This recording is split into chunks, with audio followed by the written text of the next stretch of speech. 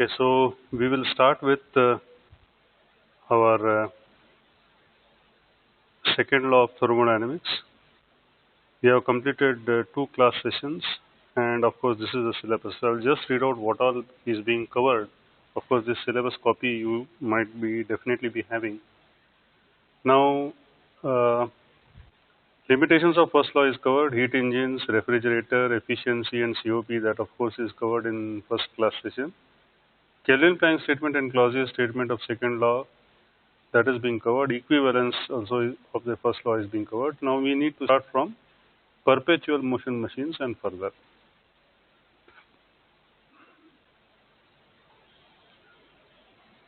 Now, what all we people are going to cover, that we will just have a glance. The first thing is perpetual motion machine of second kind, and what actually is a reversible process and what actually is irreversible process, types of irreversibilities, comparison of reversible and irreversible process, Carnot cycle, and reversed heat engine. So these are the things which we people are going to cover. We will first try to understand what actually is perpetual motion machine of the second kind. We will just try to recall initially what actually was perpetual motion machine of first kind, which we people have already discussed in unit number 3, that is first law applied to closed system. If you take up any heat engine and suppose that heat engine is giving a continuous amount of work, say W, without consuming any quantity of heat, so that is a perpetual motion machine of first kind.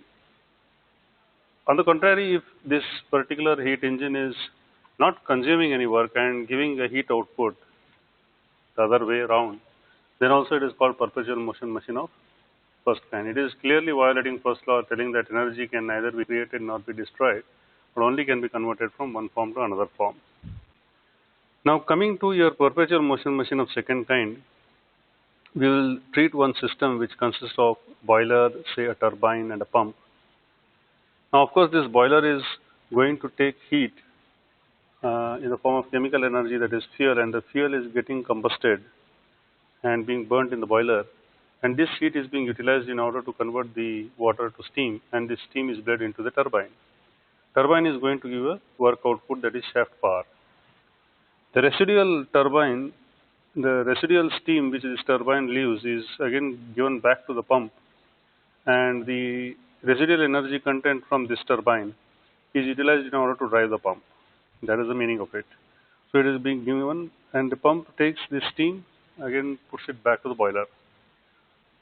Now, if I try to understand it more into depth, so if I take a thermal energy reservoir, your perpetual motion machine is giving directly a work which is almost equivalent to the heat which is being supplied to it from any thermal reservoir. So, without violating the first law, a machine can be imagined which would continuously absorb heat from a single thermal reservoir and would convert this heat completely into work.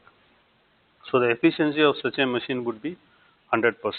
So, this machine actually, wherein all work is converted to heat, all heat is converted to work, is perpetual motion machine of second kind.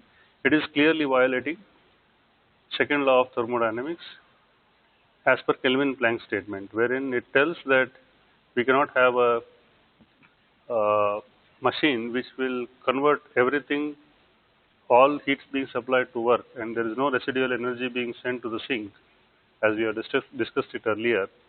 So it exchanges heat with a single thermal reservoir as per Kelvin-Planck statement and violates second law. So by using this as an example, that is combination of a pump, a turbine and a boiler, even here this turbine, which is a power generating device, is exchanging heat only with the boiler, that is exchanging heat with a single reservoir. So the meaning is it is violating Kelvin-Planck statement, telling that you cannot operate a engine wherein it exchanges heat with a single reservoir. That is perpetual motion machine of second kind.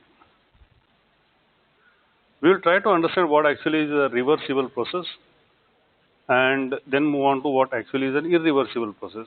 All processes which are ideal in nature, or all processes which are not possible to practically implement, they all are reversible processes.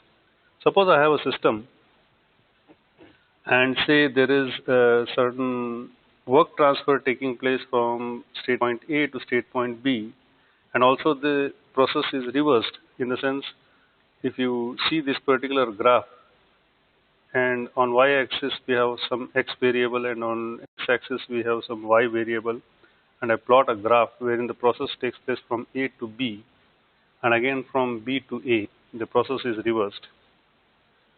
So this process is an ideal process wherein all the process takes place in such a manner so that it does not disturb the surroundings, and all intermediate points between A and B, where the process takes place from A to B, all intermediate points are equilibrium states. Now suppose the process is reversed, in the sense the process takes place from B to A, then also we state that all intermediate points are equilibrium states, in the sense they are in thermodynamic equilibrium with the surroundings. Thermodynamic equilibrium in the sense thermal, chemical and mechanical equilibrium. Now the question what arises is that if this process is not possible, or it is an ideal process which cannot be implemented practically, then why are we discussing it? I'll just read out why we people are wondering and why we people have considered this process.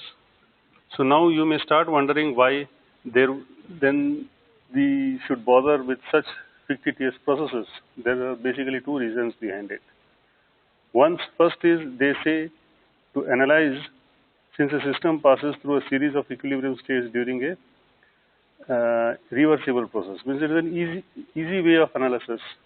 You can apply first law and second law analysis to quantify those particular transactions of heat or work and so on. Second point is, they serve as idealized models to which actual processes can be compared. Say for example, there are no idealized models available, then those actual processes cannot be compared with, and their real efficiencies cannot be brought forward. So these reversible processes, they serve as idealized models to which these actual processes can be compared. So the two reasons for considering this reversible process is, they are easy to analyze, and secondly, they serve as idealized models. That is the reason we people are considering a reversible process. Now if we take up certain conditions under which a reversible process occurs, or certain conditions which should be fulfilled in order to name a process as a reversible process, they are as below. There are totally 6 conditions to be fulfilled. The process should not involve friction of any kind. Friction should be absent. Second thing is, heat transfer should not take place with finite temperature difference.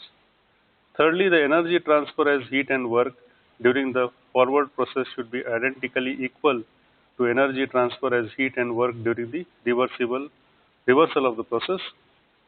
There should be no free or unrestricted expansion taking place. Fifth is, there should be no mixing of fluids. The meaning is, if mixing of fluids takes place, it is an irreversible process. Sixth, the process must proceed in a series of equilibrium states. As we had discussed it earlier, if the series of states are equilibrium states, then the system is in thermodynamic equilibrium with the surroundings. And if a system undergoes such kind of a process, then it is an irreversible process. Now some examples of ideal reversible processes are, first one is frictionless adiabatic expansion or compression. Second thing is frictionless isothermal expansion or compression, condensation and boiling of fluids. Frictionless in the sense friction is absent, and adiabatic in the sense there is no transfer of heat. Exchange of heat with system and surroundings with system is not possible. And of course we know expansion process involves increase in volume, and a compression process involves decrease in volume. Isothermal process in the sense the temperature is remaining constant. If an expansion and compression process takes place in such a manner so that there is no change in temperature, then and there is no friction involved also, then these are the best examples for a reversible process. Now what actually is an irreversible process? Almost all processes are irreversible in nature. Those all processes which are practically feasible, and those processes which you call it as ideal, they are all reversible processes.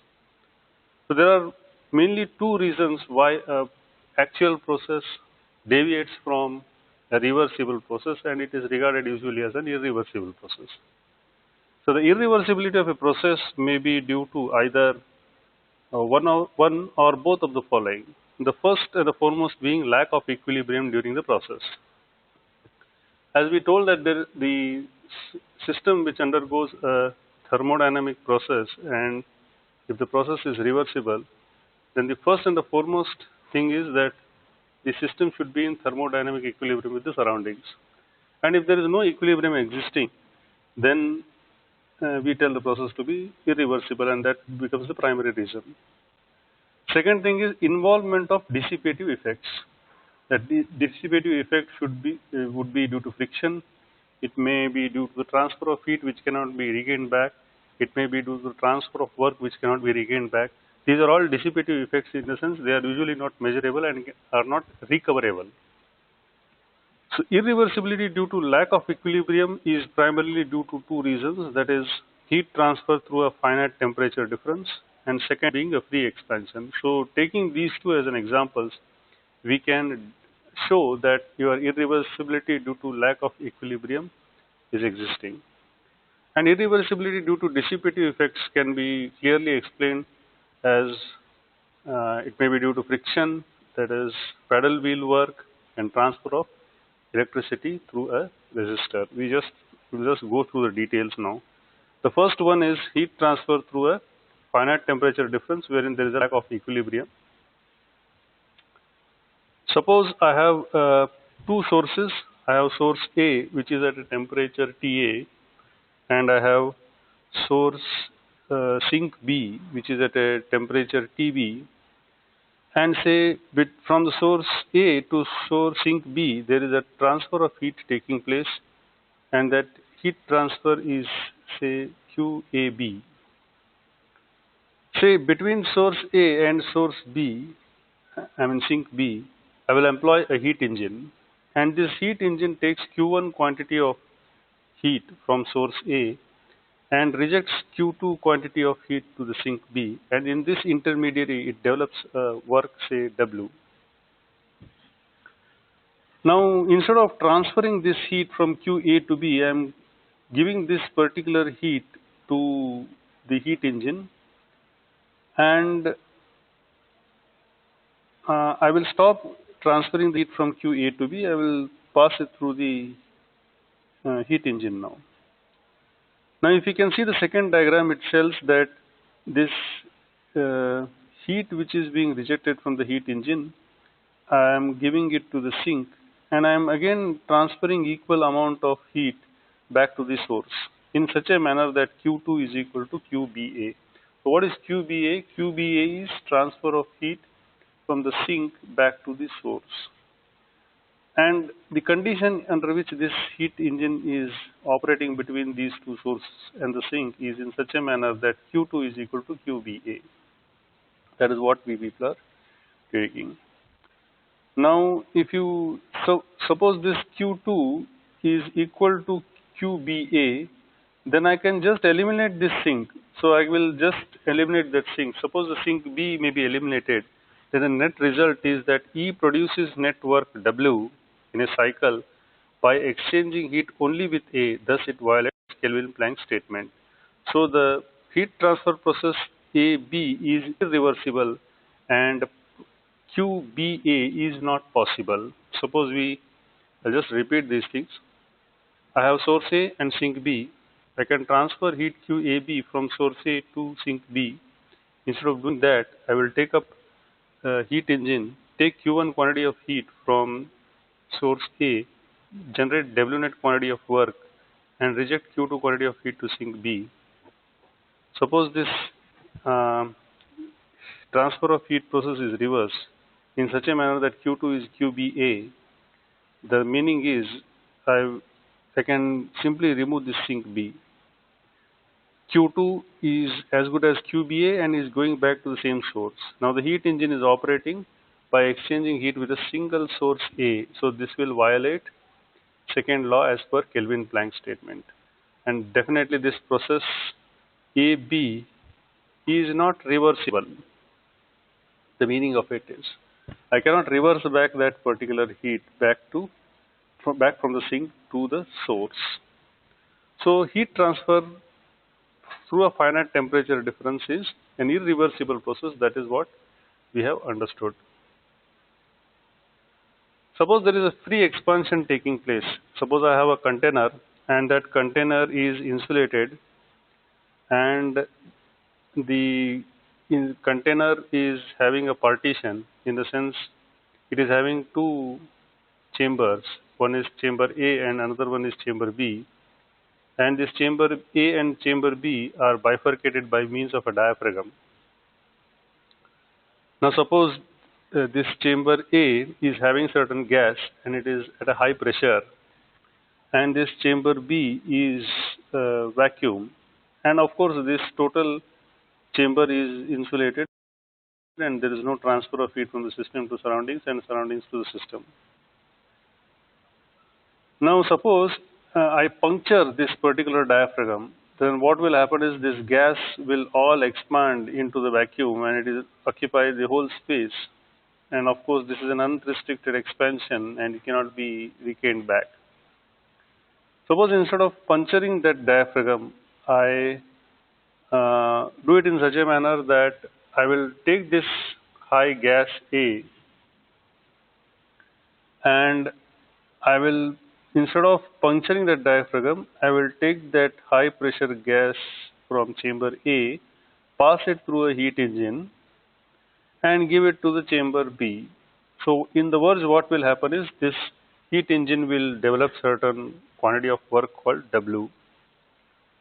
Now I will take a heat source which is having heat content in such a manner that it is equivalent to W. What is W? W is the work developed by the heat engine, and I will supply this work in the form of heat and supply it back to this particular chamber called B and develop more pressure in such a manner so that I will transfer almost all that air, right, which came from A to B, and I will put it back from B to A. That arrow mark shows that the air is getting transferred from B to A by supplying heat, and that heat is equivalent to the work, and that heat is coming out from a heat source which is at a temperature T. Now what is happening is this whole combination is behaving in such a manner that the heat engine is giving certain work output while it is exchanging heat with a single reservoir. So if such is the case, then it is again violating Kelvin Planck statement, wherein the heat engine is working in such a manner so that it is exchanging heat with a single reservoir. Now suppose I have of course these two are the best examples, free expansion and heat transfer through a finite temperature difference. These both are irreversibility due to lack of equilibrium. So heat transfer through a finite temperature difference and free expansion, these both are best examples to tell that irreversibility is taking place due to lack of equilibrium. Now irreversibility can also take place due to dissipative effects. First being the friction, second is paddle wheel work transfer, and a third one is transfer of electricity through a resistor. Suppose I am having a flywheel. Of course, we all know that flywheel is a component of an internal combustion engine, and I start applying brake to it. Means by applying certain force, I start applying the brake. Of course, whatever work transfer is involved for moving this particular brake to touch the flywheel so that the flywheel stops, this work is negligible, because the total distance traversed by this brake in order to touch the flywheel, that distance is very small. So we will consider this particular work involvement as almost negligible or zero. Now what is happening is this after braking, suppose I use suffix 2 as after braking and suffix 1 as before braking. Now by applying first law, the heat transfer is Q12, in the sense when I apply the brake, the flywheel gets heated and the internal energy of the flywheel rises. So the internal energy notation is taken as E, and say there is W quantity of work which is being involved, and that W is taking place from process 1 to 2. So suffix 1 indicates before braking and suffix 2 indicates after braking. So if I treat this particular system to be a closed system, then Q12 is equal to E2 minus E1 plus W12 will be the application of first law to this particular friction system. But what is happening is on the verge, there is no heat transfer taking place and there is no work transfer also taking place. The only thing is you are applying certain amount of force to bring the brake in contact with the flywheel, and in turn the flywheel is getting heated and its internal energy content is rising. So there is no heat transfer as well as work transfer taking place, which cannot be quantified correctly. So ultimately the change in internal energy content is 0. So E2 will become equal to E1. So there is no change in internal energy content. So the energy of the system is remaining constant, so it is an isolated system. Suppose we apply the first law to this particular system. So there are three kinds of energy contents. One is potential energy content, and kinetic energy content, and internal energy content. So U1 and U2 are depicting internal energy contents. Of course, we know what is suffix 1 and suffix 2. And this mv2 square by 2 and mv1 square by 2, we definitely know these are the formulae used in order to depict the kinetic energy content. And Z2 into G, M into Z2 into G, and M Z1 into G, these are depicting the potential energy content. Now U1 and U2 are internal energy contents at states 1 and 2. M of course is the mass. V1 and V2 are the velocities, and Z1 and Z2 are the elevation levels. G of course is acceleration due to gravity, and again M is mass. So since the wheel is to be brought to rest, so if it is to be brought to rest, then the final velocity of the wheel should be 0. So we take V2 as 0. Now since the wheel and the brake, they all are at the same elevation, there is no change in the elevation levels at all. So Z1 would be equal to Z2, and hence MZ2G and MZ1G would get cancelled. So the net effect is, say, U2 is equal to U1 plus MV1 square by 2. So your U2, that is internal energy content, is rising by a quantity MV1 square by 2. So therefore the molecular internal energy of the system increases by the absorption of the kinetic energy of the wheel. So mv1 square by 2, that kinetic energy content is added to the wheel, and the molecular internal energy content of the wheel is increasing. Suppose the reverse process, that is the same molecular energy content is being utilized and it cannot cause the wheel to rotate, and it is not possible. To prove it by second law, let us assume that it is possible. See, what happens is, if we contradict the statement and then try to prove, then you would get more insights into it. To prove it by the second law, let us assume that it is possible, and imagine the following three processes. So we will take three different processes, and I will just read out that process initially and try to explain it to you. Say process A. Initially the wheel and the brake are at high temperature as a result of the absorption of kinetic energy of the wheel, and the flywheel is at rest. Let the flywheel now start rotating at a particular RPM at the expense of its internal energy of the wheel and brake, and the temperature of which will then decrease. Suppose initially after I apply the brake and the flywheel and the wheel stops. Now both the brake and the flywheel have come in contact with each other, and the brake is stopping the flywheel, and after applying the brake, the flywheel has stopped, and definitely the temperature of both the flywheel and the brake both are at a high temperature. Suppose this flywheel now starts rotating at certain RPM by utilizing its internal energy content.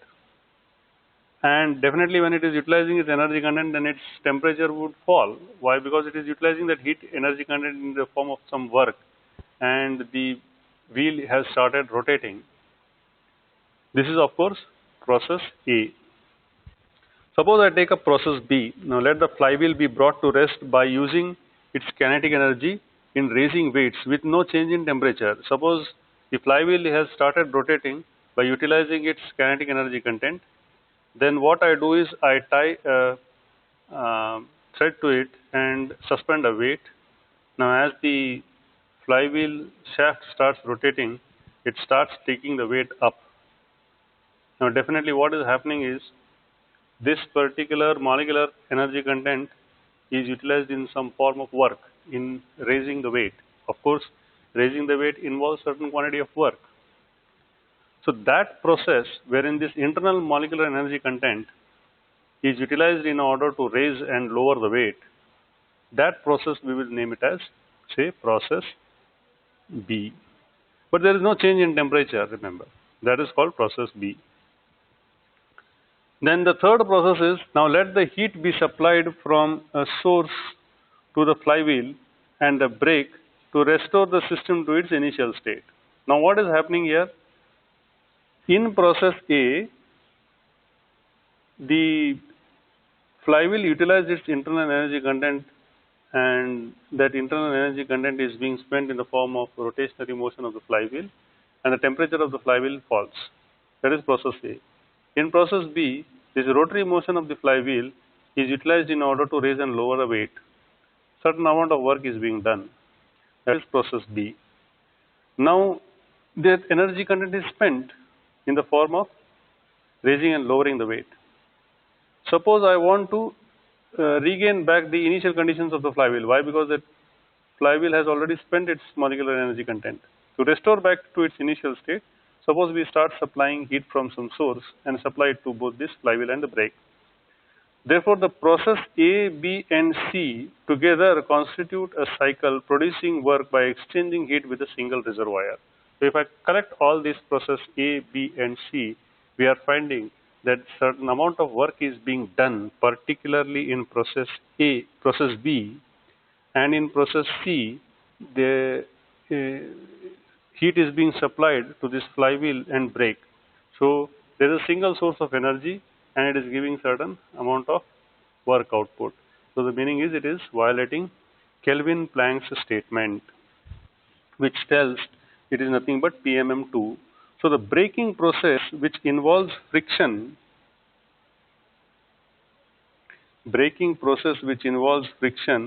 that is purely an irreversible process.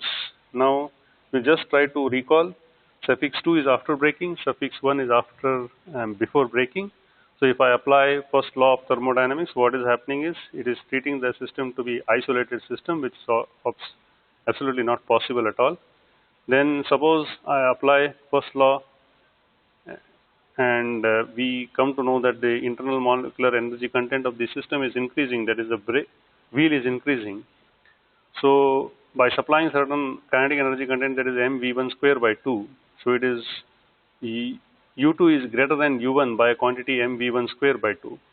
Now of course this process is an irreversible process, and suppose we think the process to be reversible and we try to replicate this process in three different processes like process A and process B and process C, wherein process A involves that this internal energy content is being utilized in order to rotate the wheel, and the temperature will then start decreasing, that is process A, and process B, wherein the energy is utilized in raising and lowering the weight, certain amount of work is being done in process B, and in process C, what is happening is that the certain amount quantity of heat is being supplied in order to regain back the initial conditions of the flywheel and the brake.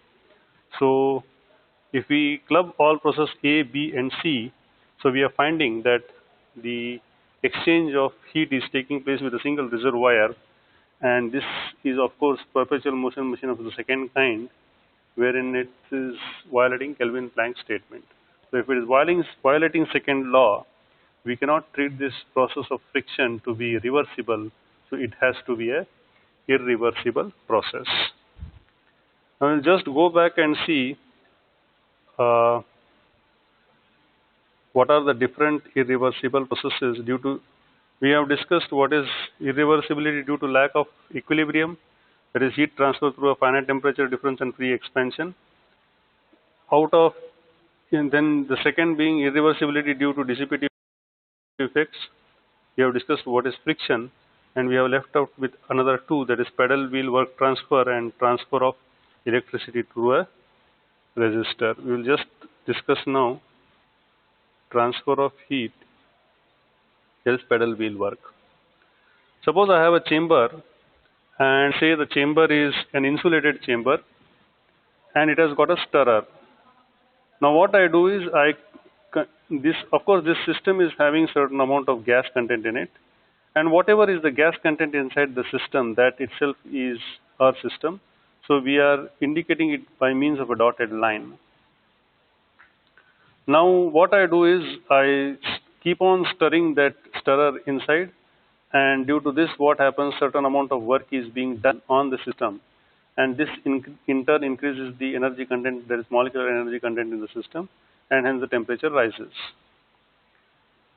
Now say this of course is an adiabatic system, and let us assume that the same amount of work is delivered by the system at the expense of its molecular internal energy, and the temperature of the system goes down. This is what is the assumption. Now the system is brought back to its initial state by heat transfer from its source.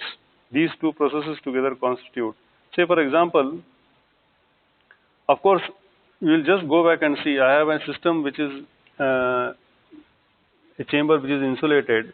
I have a stirrer inside it. The stirrer rotates. Work is being done on the system. Hence there is a rise in the molecular energy content of the working fluid which is there inside the system. And due to the rise in this molecular energy content, there is a rise in temperature taking place. Now suppose this of course is an irreversible process. I cannot take this molecular energy content and again get back that work. That is what we mean to say. Suppose it was possible for us to utilize this molecular energy content and do certain quantity of work. Then in order to restore back its initial conditions, say I take a heat source and supply heat to this system in such a manner so that Q is equal to W, and this W is the output which continuously comes from this particular system. Then it so happens that the combination of these two is regarded in such a manner that it is exchanging heat with a single reservoir. So I cannot have a heat source being supplying certain quantity of heat to this system wherein Q is equal to W, and equivalent amount of work is coming out from the system as W. So you cannot regain that particular quantity of energy, and we cannot regard this process to be as reversible. It has to be a irreversible process. So ultimately it becomes a perpetual motion machine of second kind, when the dissipation of the stirring work to internal energy is an irreversible process. So adding certain stirring work and increasing the molecular energy content, this of course is one way. I cannot take that molecular energy content and again get back my work. So pedal wheel work transfer is an irreversible process. This of course is due to the dissipative effects. Now just to recall back, we will again go back to the different types of irreversibilities. So irreversibilities due to dissipative effects, that is friction, we have discussed. We have just now discussed what is pedal wheel work transfer. The third one being transfer of electricity through a resistor. We will just go directly to that slide. Okay. Suppose there is a resistor and the current is being transferred through this resistor, and of course this particular, there is a work involved in the sense to transfer this electricity through the wire, the wire is offering certain resistance, so certain amount of work has to be done in order to transfer this charge in terms of coulombs through this resistor wire. And of course it is letting out certain quantity of heat. So Q is coming out as an output and W is as an input. So the process is taking place from 1 to 2, that is, the process 1 to 2 is nothing but transfer of electricity through that resistor. So 1 is a state point wherein I started to transfer the electricity, and 2 is when I come out from that resistor system. So heat is getting transferred Q12, so for the process is 1-2 is equal to U2 minus UN plus W12. So there's certain quantity of work also involved. We will treat this as a closed system wherein Q is equal to delta U plus W, or Q is equal to delta E plus W, or whatever notation you take. This is of course first law, which tells us that its heat being transferred is the sum of change in internal energy and the work being transferred. Work is an external effect and Q is also an external effect. So Q is delta U plus W. So this is of course application of first law.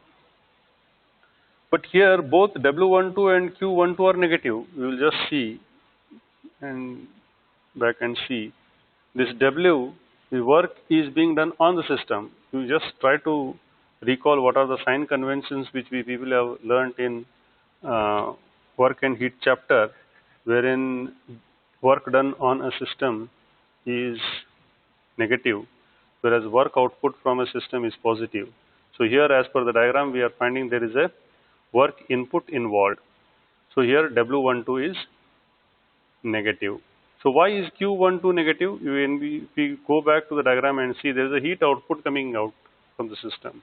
So when heat is rejected or heat is coming out from the system, it is negative.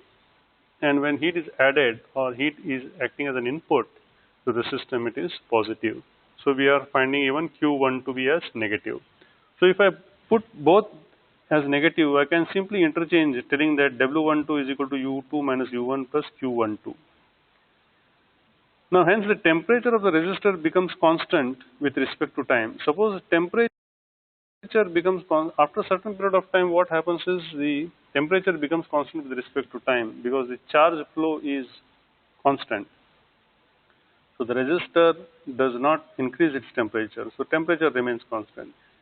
We all know that the internal energy is a function of temperature only, so the change in the internal energy content is 0. When there is no change in temperature, the U2 will be equal to U1.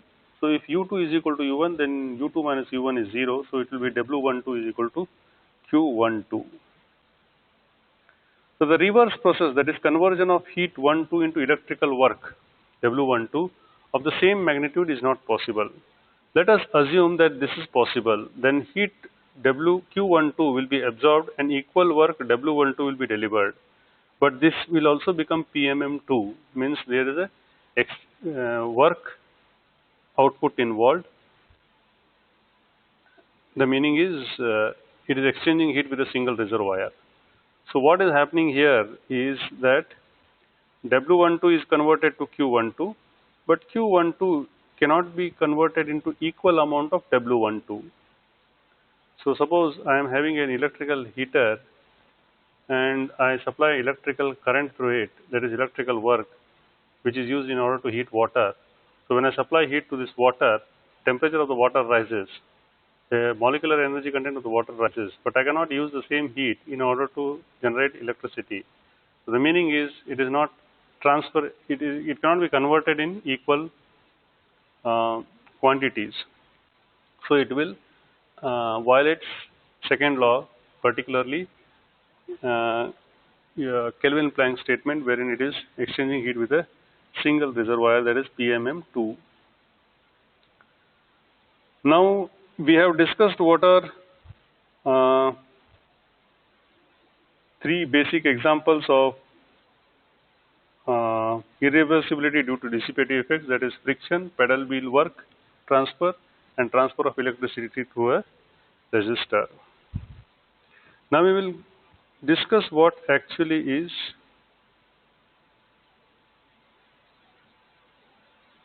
the differences between reversible and irreversible process. The first is reversible processes in practice are not realizable, and all practical processes occurring are in practice irreversible.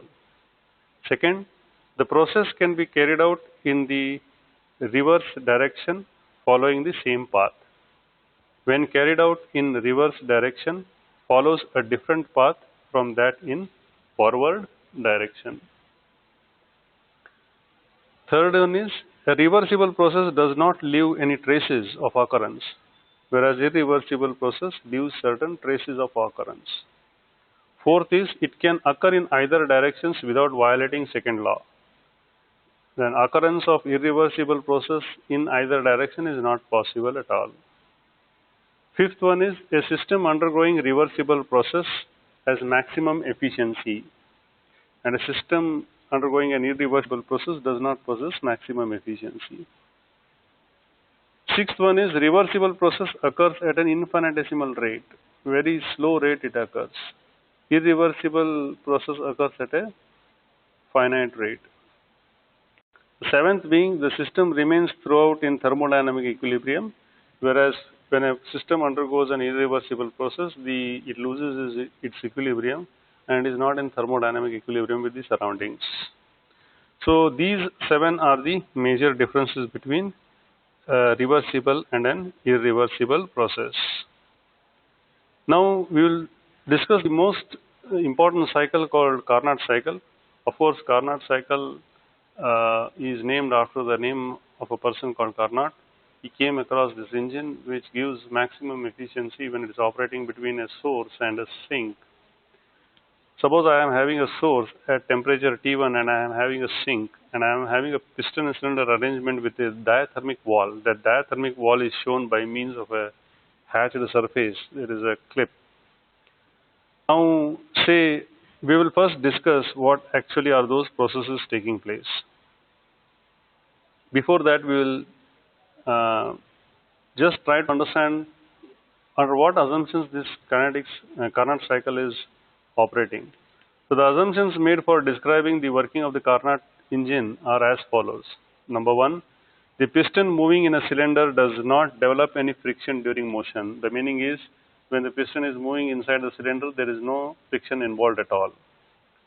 Second thing is the walls of the piston and cylinder are considered as perfect insulators of heat. In the sense these particular walls material with which the cylinder walls are made, they are perfect insulators. They are not absorbing heat at all.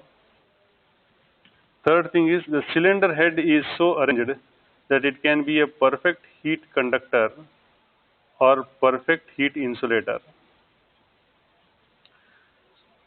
Fourth one is the transfer of heat does not affect the temperature of the source or sink. Suppose I take certain quantity of heat from the source and give certain quantity of heat to the sink, and in this particular verge I operate a heat engine and give certain quantity of work as an output, then it is not disturbing the temperature of the source, neither the sink. So the temperature of the source and the sink are remaining constant. Fifth one is working medium is a perfect gas and has got constant specific heat. So we have two specific heats, Cp and Cv. So the Cp and Cv of the working fluid is not changing at all, and it is a perfect gas. The sixth one is compression and expansion processes are purely reversible. So under these 6 assumptions, we are going to discuss a Carnot cycle. Say I will go to the next slide and first try to understand. Now process 1-2 is stage 1, and how it actually occurs I will just read it out, and we will go back to the diagram and try to understand how actually the process has taken place. Hot energy source is applied and heat Q1 is taken in whilst the fluid expands isothermally and reversibly at constant high temperature T1. Suppose I go back and show this process. Process 1-2. Process 1-2, it is at a temperature T1 and it is an isothermal expansion process taking place. And this is done by taking this particular heat source and bringing it in contact with the head of the cylinder. So this process 1-2 occurs. It is an isothermal expansion. If you take up from process 1-2, there is a fall in pressure taking place from P1 to P2. whereas the temperature is remaining constant, and there is a rise in volume taking place from V1 to V2. Now stage 2, it is process 2-3. The cylinder becomes a perfect insulator so that no heat flows takes place. So the fluid expands adiabatically and reversibly whilst temperature falls from T1 to T2. So process 2-3, it comes in contact with a perfect insulator and there is no flow of heat taking place, means it has to be an adiabatic process. I'll just go back and show you. Process 2 to 3. In this process 2-3 occurs by bringing this particular insulator in contact. This hatch portion which is being shown, that itself is an insulator. Now this process 2-3 is an adiabatic expansion. There is no transfer of heat from system to surrounding and surrounding to system. So the temperature falls from 2 to 3 and there is a pressure falls from 2 to 3 and there is an increase in volume from 2 to 3. Now if you take up stage 3, that is process 3-4, it is cold energy source is applied, that is the sink, and heat Q2 flows from the fluid whilst it is compressed isothermally and reversibly at constant lower temperature T2. Now if you can see this in this diagram, I am bringing this sink in contact with the head of the cylinder, and Q2 quantity of heat is getting transferred from the head of the cylinder to the sink at temperature T2, and that process is shown as 3-4. Sorry, 3-4. Now this Q2 quantity of heat is getting rejected. In this verge, there is a compression process taking place, in the sense there is an increase in pressure from 3 to 4 and the temperature is remaining constant at T2. Pressure is increasing from 3 to 4, volume is decreasing from 3 to 4. Then stage 4 of the process, that is 4-1, the cylinder head becomes a perfect insulator so that there is no heat flow occurs and the compression is continued adiabatically and reversibly, during which the temperature is raised from T2 to T1. So there are only two temperatures under which it is operating, that is T1 and T2. Now T1, this compression process is done adiabatically from 4 to 1, in the sense pressure increases from 4 to 1 and volume decreases from 4 to 1.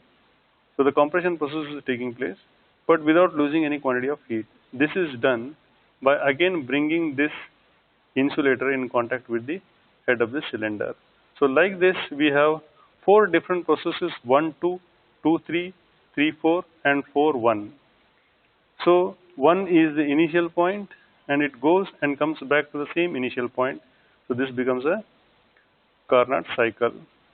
So if it is a heat pump, suppose I reverse that engine, in the sense I take the process from 1-4, 4-3, 3-2 and 2-1. All the processes are almost the same. There are 2 isothermal processes and 2 adiabatic processes. It becomes a Carnot heat pump.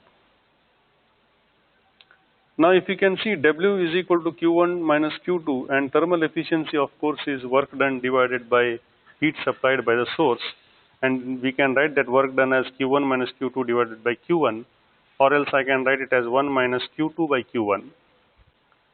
Now we all know that Q is equal to mc into T, and Q of course is the notation for heat, m is the mass, C is specific heat, Cp is specific heat at constant pressure, and T of course is temperature.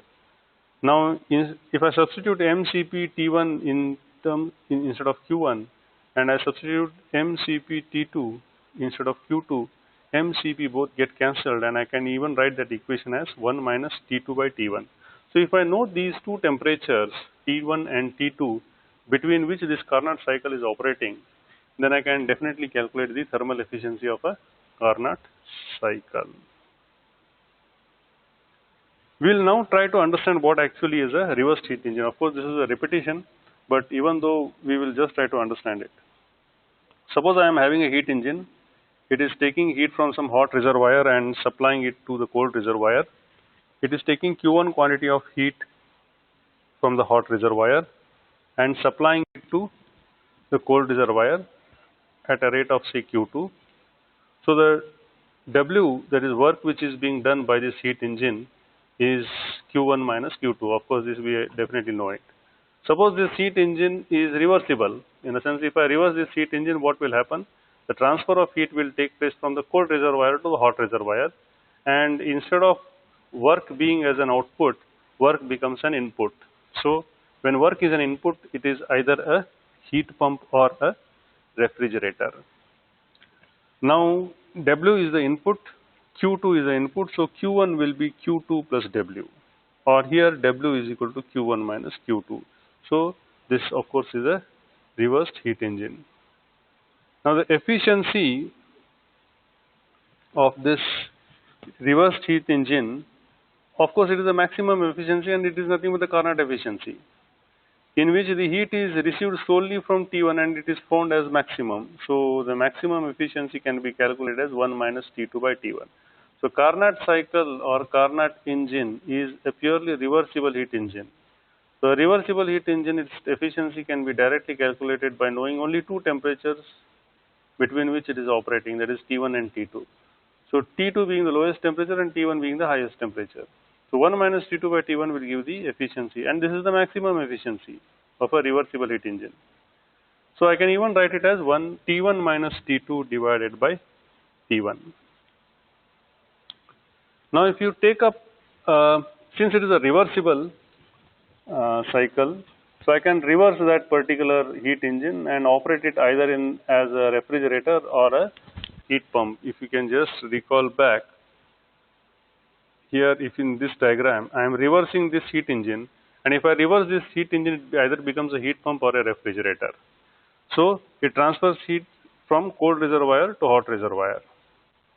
Now you will just see what are the coefficient of performance of a reversible heat engine when it operates as a refrigerator in one case, and in the second case when it operates as a heat pump. Now COP of a refrigerator, of course, is, if you can try to recall, its desired effect divided by the work input, and the desired effect for a refrigerator is of course Q2, and the work input is of course Q1 minus Q2. So COP of a refrigerator will be Q2 divided by Q1 minus Q2, and I can write it as 1 divided by Q1 by Q2 minus 1. But we all know that for a reversible refrigerator, Q1 by Q2 is equal to T1 by T2, because your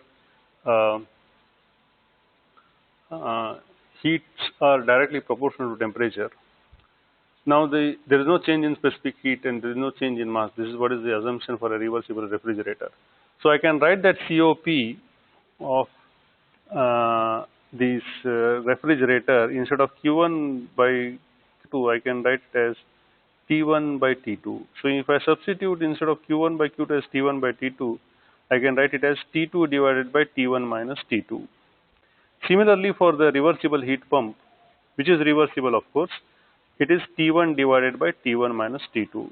So the two formulae which you can use for COP of a refrigerator which is reversible is Q2 divided by Q1 minus Q2 or T2 divided by T1 minus T2. And for a COP of a heat pump which is reversible heat pump is Q1 divided by Q1 minus Q2 or T1 divided by T1 minus T2. So what all we have learned in this particular class session is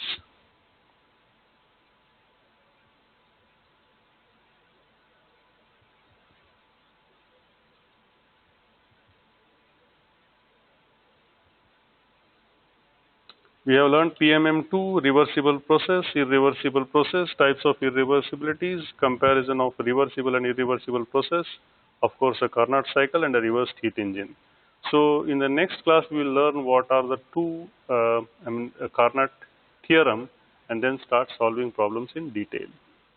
I think it is over for this third class session, and we have almost completed much part of the theory from second law of thermodynamics. and we will move on to problems. We are left with only some small part called Carnot theorem. And of course, that Carnot theorem, if you see the syllabus, there are two propositions regarding efficiency of Carnot cycle. That itself is a Carnot theorem and a corollary of a Carnot theorem. If we discuss these two, ultimately it is over. And of course, thermodynamic temperature scale. We will end it up here itself.